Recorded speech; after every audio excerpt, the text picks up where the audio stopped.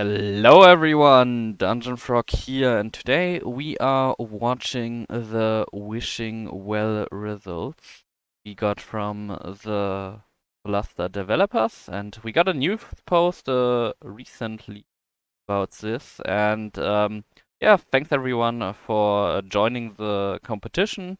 The developers asked the community to create two classes, or subclasses, for the upcoming classes, the Druid and the Barbarian. And there's also a contest to make a fun map, I guess. So if you're interested in this, probably do it. But you also got a cool icon if you participated.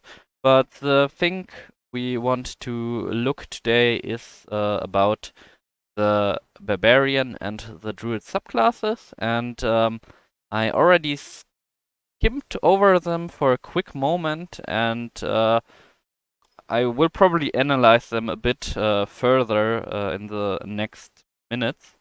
But my first opinion, or first, yeah, is that the Path of Stone Barbarian pretty OP, pretty flavorless, and pretty boring, but he's OP. So I guess a lot of people will play him, especially in higher difficulties. And if I would be a DM and someone would give me such a construct, I would probably not allow it to play on my table.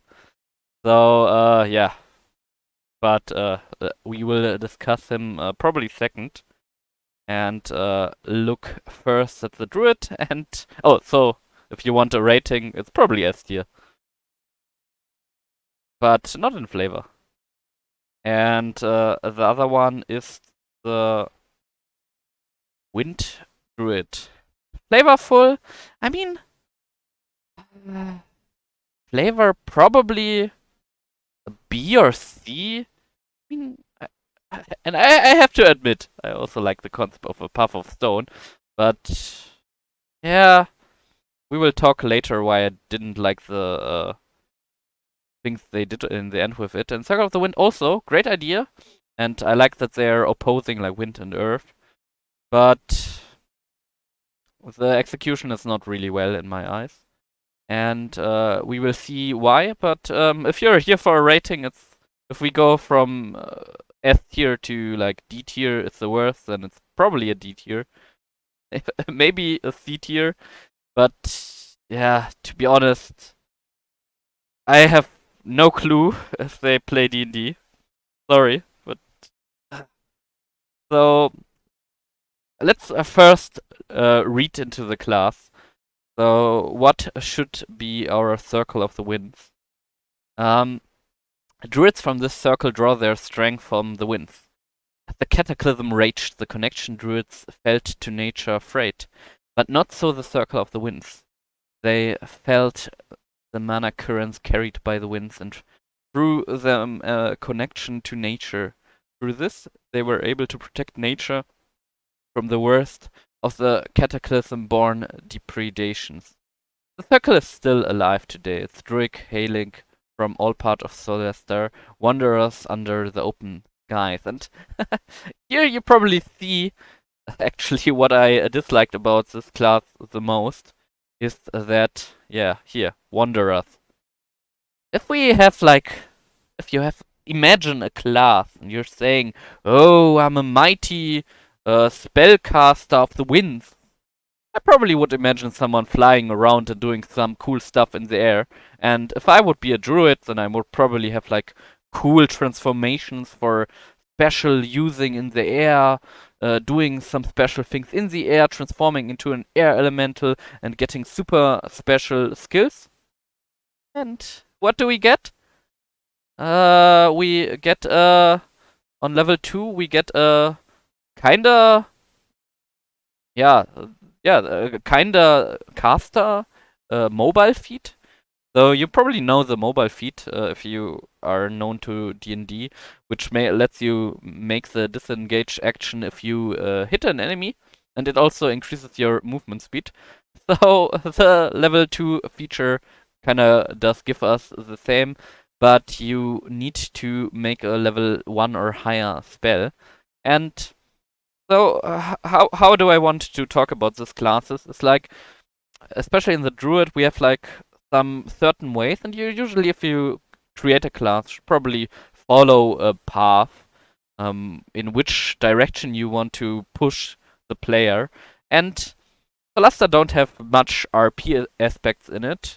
That's sad, but most people play it for the aspects of the fights, and it's probably also the biggest strength of Soalsta, that they did a really good adaptation of D&D fighting systems. But so that means that some roles you would have in your typical party are not really represented in Soalsta. So you don't have the typical, or you don't really need to have like the typical faith character. You don't need a real big scout character. You don't need a real librarian. So all of these RP aspects are not that big in Soalsta, in contrast to a regular D&D 5e campaign. And you also don't have like any RP aspects in all of the class features, neither on the Druid nor the Barbarian. So we take those roles out and look at other roles. And the Druid typically, I would say, has like 3 main roles. So you have first like the spellcaster. You're like a damage control character. If you're not a spellcaster, you might go for a support healing way. You're helping your teammates with control spells, healing things, and helping with scouting. And thirdly, you would transform into your beast forms and doing crazy things with your wild forms. And yeah, I mean, you could technically add another way, like in a summoner, but yeah, we put the summoner into control healing for making it easier to analyze this class further. So, and now let's think about we have those 3 roles. Which role would actually help this Carried by the Wind, which is, to be honest, a great name. It's a song by Irion, and you should definitely listen to him. He does great music, so I totally say great name. It's also mentioned, I think, in the description, so you find this here and here. That's a good combination. But the feature in itself, like, okay, we are imagining we are a shapeshifter. Like, the focus of our character is to change forms to. Usually, you go for that, the Moon Druid, change form, and tank a lot. That's probably your main role. And, okay, so the Moon Druid get actually a feature which lets him transform as a bonus action. So you have your action free. You don't get this in the Circle of the Wilds. So you transform, and then you can cast spells. So this feature, pretty situational if you want to transform. There's some like ways you make it possible, like, and that's probably the strongest case, is or one of the strongest cases, is using Healing Word as a bonus action to heal someone, and then you automatically trigger this Carried by the Wind, and can still transform into your animal shape and move around without anyone hitting you with extra 10 movement speed. But yep, probably the tank. So you want to stand in front of the enemies? So why would you disengage? I mean, it's nice. You gain 10 extra movement speed, but usually animal forms do get a lot of movement speed. Like if you think about the lion, as an example, it has like 50 movement speed, so 20 movement speed more than the base class anyhow. So it's not that many cases where you need so much movement speed. So probably not the best option for transformation druid. And the other thing is, which also contradicts, like, and that's also going for the support healing way, is like healing work might be a good option to activate Carried by the Wind, as it's a really decent spell and often used.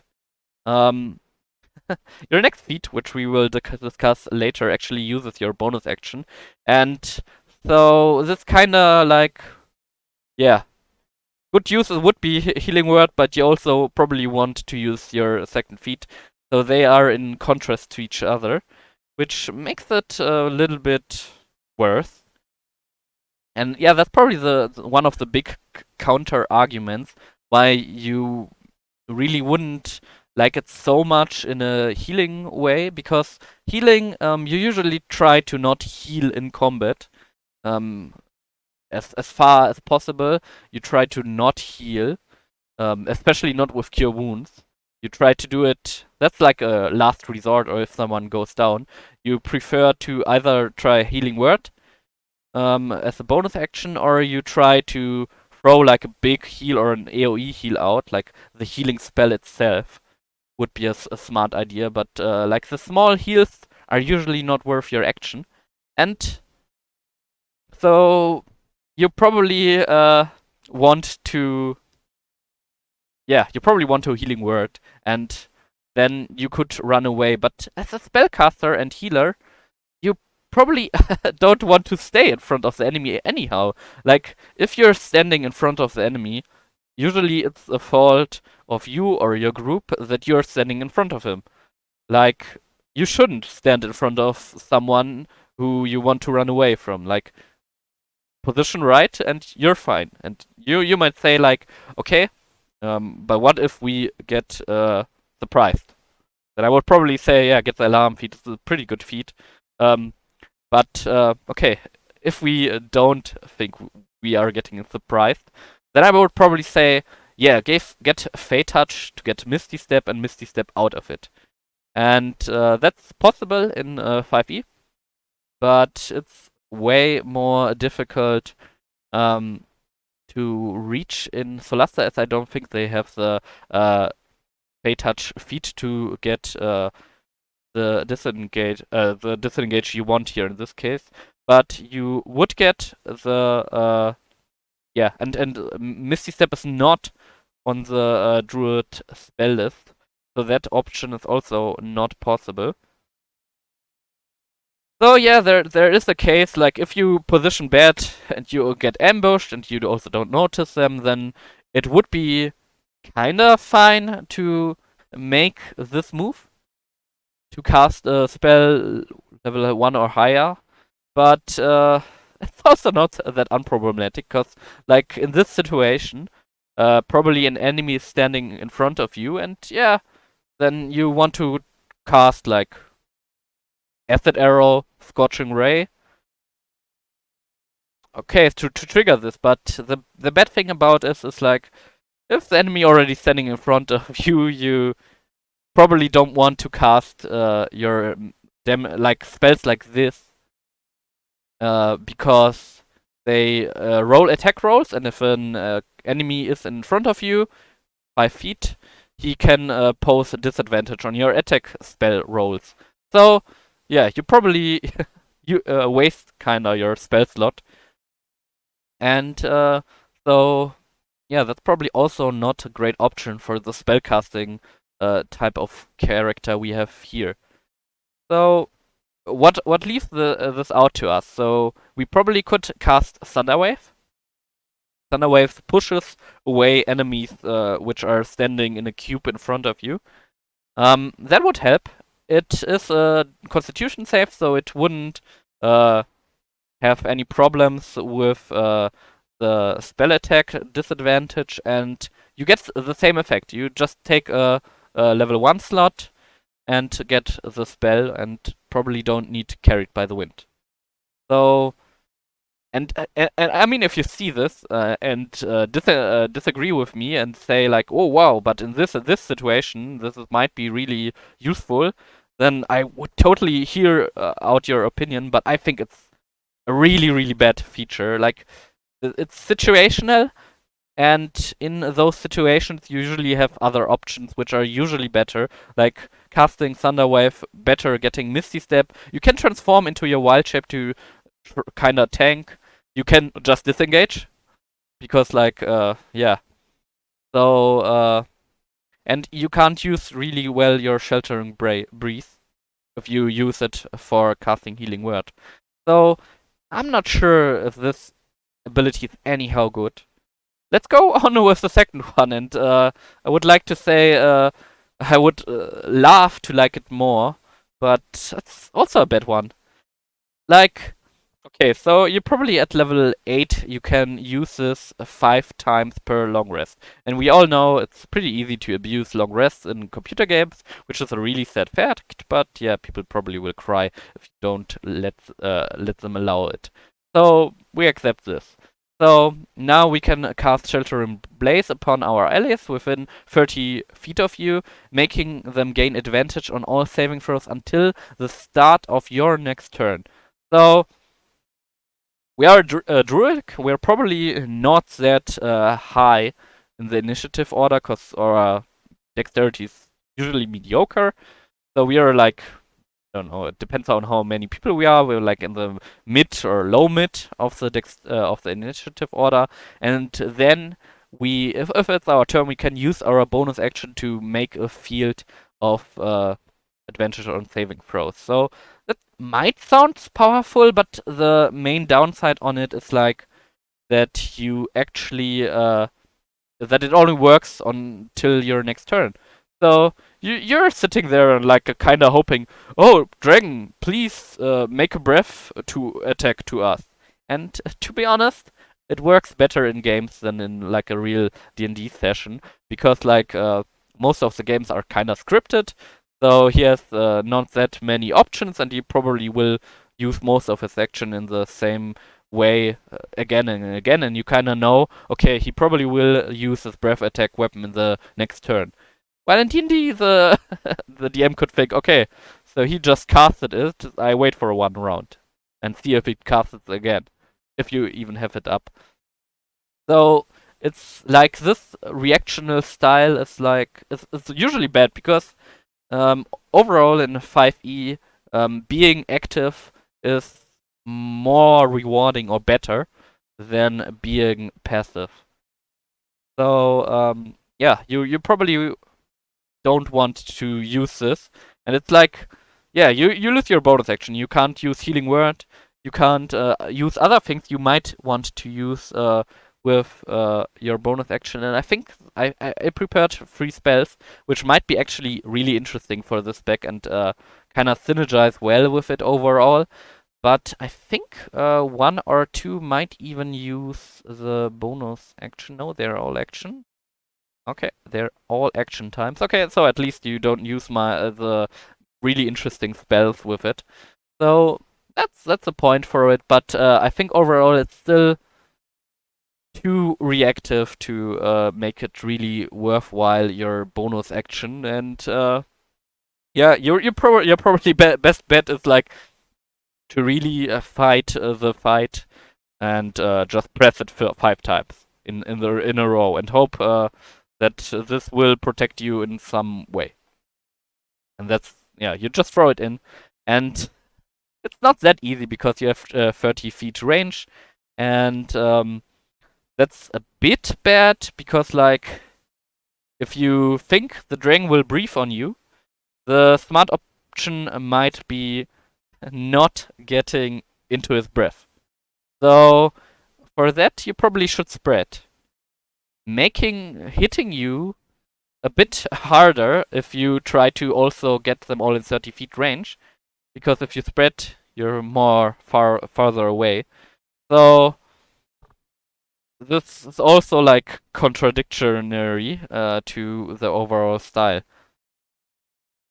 So yeah, but there are some cases, not really for the caster type or the support heal type, but it might be actually interesting for the shapeshifter type, because if you're shapeshifting and actually standing in front of the enemy, then usually you have at least someone else standing next to you, usually another melee fighter, and you might. I'm not sure, but you probably should be able to use Sheltering Breeze while transformed into a animal form. And you usually don't have many options to use anything in your bonus action as transformed animal. So you could use it and save your other melee friend and protect him for a bit. That's good, especially if it's a paladin next to you, so you probably both get kinda immune to most uh, saving throws, but they're not great. Like the the benefits of transforming into an animal form in this spec are not big, I think. Not big enough to justify all this class. So there are some cases, and I will tell a bit about a possible build. And I mean, you can probably play totally fine the Druid and play with the feats. They don't probably bring you so much, but they're fun, maybe, and you enjoy the theme. And you probably will be fine, but still not making it a better class. And we don't know the spell lists now, and that could also change a lot. Which spells do they get? If they get like an S tier spell list, then the class will probably still get better, even if some of the wind spells are not the best in the game. But some of them are decently good and synergize well with the build. So that could change one or two things. But yeah, Sheltering Breeze. Ah, good in theory. In practical use is probably not a good thing. And by the way, Carried by the Wind could be really close to the mobile feat. I'm not sure. They didn't want to do things which are so close to the 5e manual, and they might even have the mobile feat in the game. So yeah, why I'm saying this? Because Guiding Winds is pretty close to the Druid of the Star feature. I think like the thematic of guiding is really core to the Star's Druid.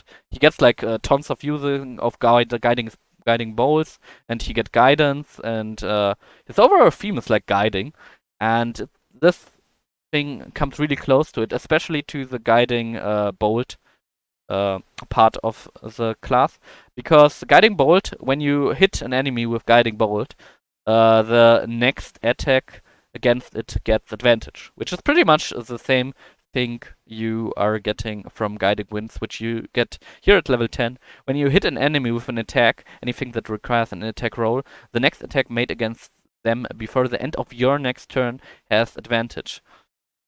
So, I'm not sure if this um, description is applying also to spell attacks, but I assume it, because if not, it'd be really bad. But we assume it also works on spell attacks. And then it would be, I mean, would be okay. Like, so let's think about the transformations again. And let's take the example we already did take. You transform into lion. You get multi-strike, you get 2 attacks. And you need to hit with your first attack, which doesn't get any bonus, to activate then an attack with advantage. Is it worth it?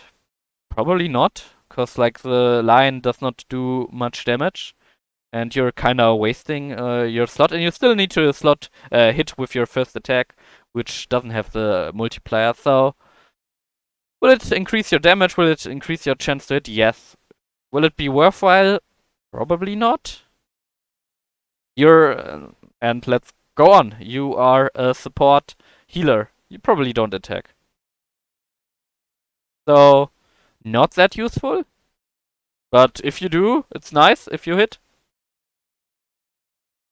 The interesting case might be if you're a spellcaster, because there are some spells which work with this in a possible way. And the problem with them is sometimes I don't think that all of them are on the Druid spell list. Like a good example would probably be like Scorching Ray, which is I think not on the Druid list, but imagine we get access to it and more a demonstration of the concept is that you're shooting more shoots and like with that you're using it more often. But yeah, that would help you a bit, but also not that much. It seems like it only triggers once.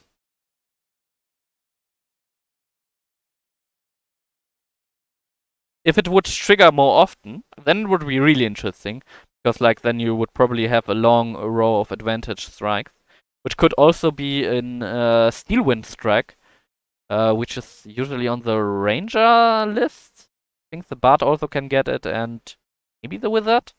That could combine interestingly if it gets on every attack. But if it's only on one hit, then it's nice, but also not really that significant. There are some cases where it's actually interesting, and that's probably in the build I want to discuss about. And this build would probably use Shilega, or however you spell it, which is a cantrip, and it transforms your stuff into a magical weapon, which uses your wisdom modifier instead of strength or dexterity for hitting and damage purposes.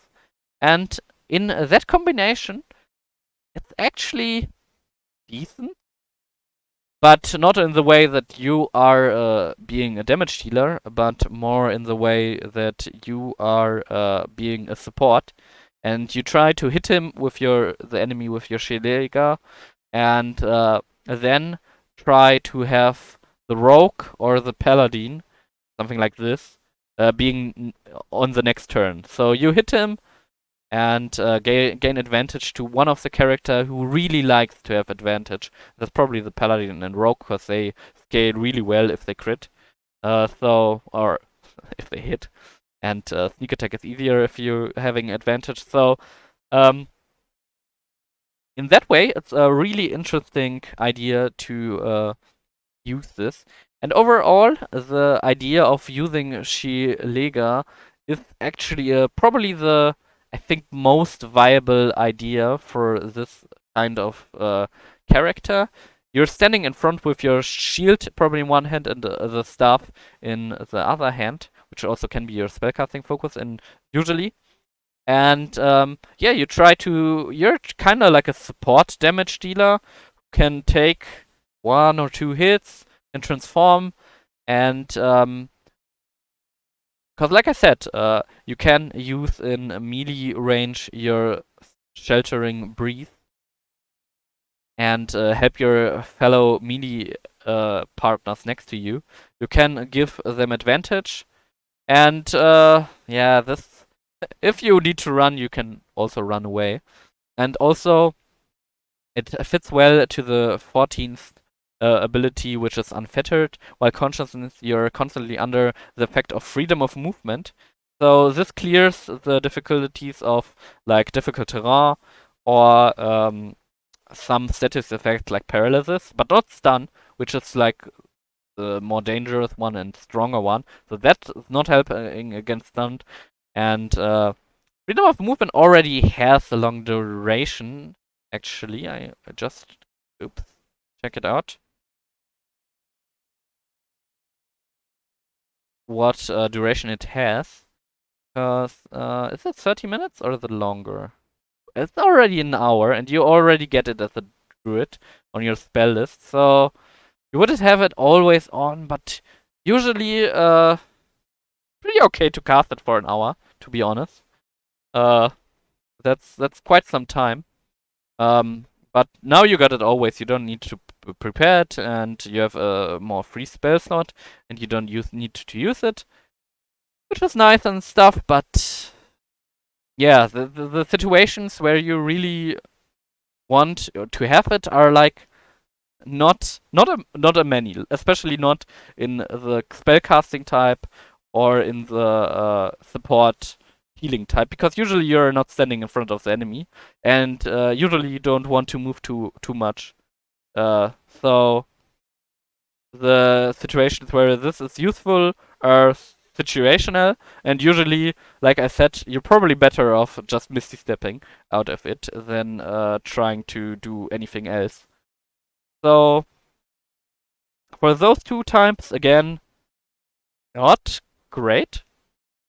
But again, probably better to use it as an animal in the animal form, or in the build I just mentioned with the Shilega, which is like a semi-support build.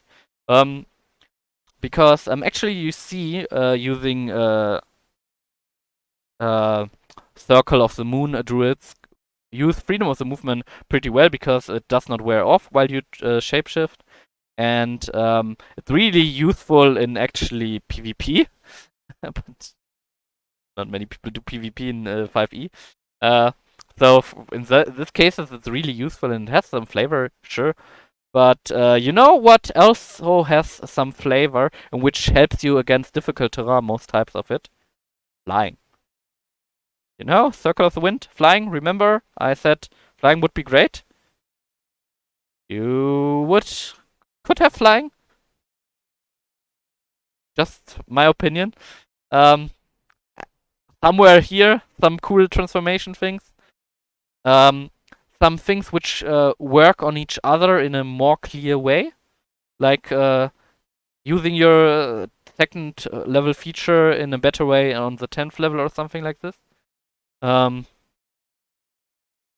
I think there would be better options to do it than in this way. So yeah, I mean, so the rating, like D tier is probably worse than the base class, and is it worse than the base class? I, I actually don't think so. It still makes the base class better, so it's probably a C tier. You get some situational bonuses, which you can hope for that they work, and yeah, the point which speaks to D tier is actually that there is at least not in my eye any clear concept what this build wants to do.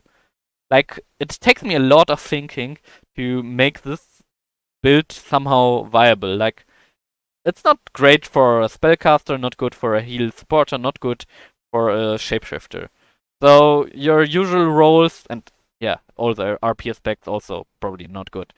So your usual roles are not really filled in, and you're going into a kind of like mediocre support damage dealer role, which yeah is a niche. This niche is probably well fitted from it, but yeah, I'm not sure if I want to have a party slot for that. But yeah, let's look a bit more about our Shilega build idea, this support build idea, and you actually get a really fitting spell for it, which I hope would be on the spell list. It's Warding Wind. And what does Warding Wind do? And first off, a big counter side is the concentration spells, and Druid's got a lot of great concentration spells, so it's getting probably less and less good. And one of the main things which makes this spell actually good is the level 14 feature, which lets you ignore difficult terrain.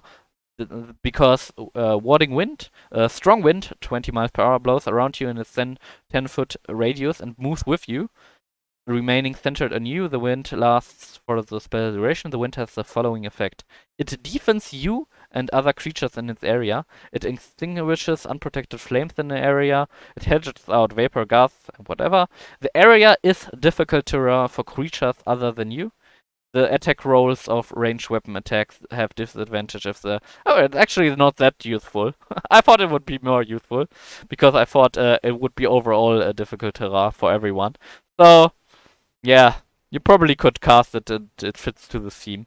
And yeah, you actually don't even need the feat to make it more useful, because like I was thinking like, okay, this will create difficult terrain for everyone, but and then freedom of movement would be really good, but it does not. So yeah, okay, so this bill is really fitting lore wise. not so much synergies which you would already have in a druid. But elemental weapon, non-magical, also not that great synergy because Shilega does transform your weapon into a magic one.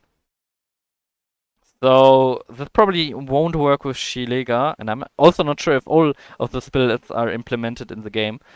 So if it would work with Shilega, you would get a bit of extra damage. And oh wait, it still would work, I think. Yeah, it still would work. You would need to cast Elemental Weapon before Shilega. And then it would work. It's also a concentration again. Again, concentration, like I said before. And it takes 1 hour, that's good. So same duration actually as the normal freedom of movement if we would have it. So okay, get a elemental weapon, Shilega, and get some nice damage type. Probably thunder or acid. Probably the less resistant types. And for the duration, the weapon has +1 bonus to attack and deal an extra d4 of the chosen type when it hits. That level, we can upcast it to increase the damage and our chance to hit. That might be actually, I think, decent damage, which brings us on par with our cantrip brothers for quite some time. And with upcasting, probably makes us better than upcasting it, and that's probably your best bet on doing damage and being a useful member of the group. And with that, I think it's decent. Like, yeah, combine all of these things, stand next to your paladin or rogue friend, and help him make big hits. Let the other people shine. Great thing, I think.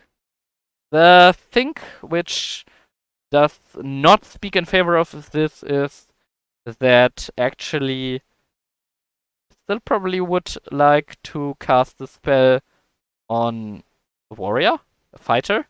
Because like the fighter has like on level 11 3 attacks and on level 24 attacks. So he actually can use this bonus 4 times. You can use it once.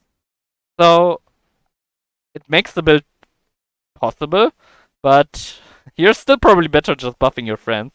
And yeah, so Druid is great class, but this does not really give you anything special or great. So, but yeah, if you still want to make yourself viable, you also might cast Fire Shield, and you could reflavor it to Air Shield, and this makes you also a bit tanky.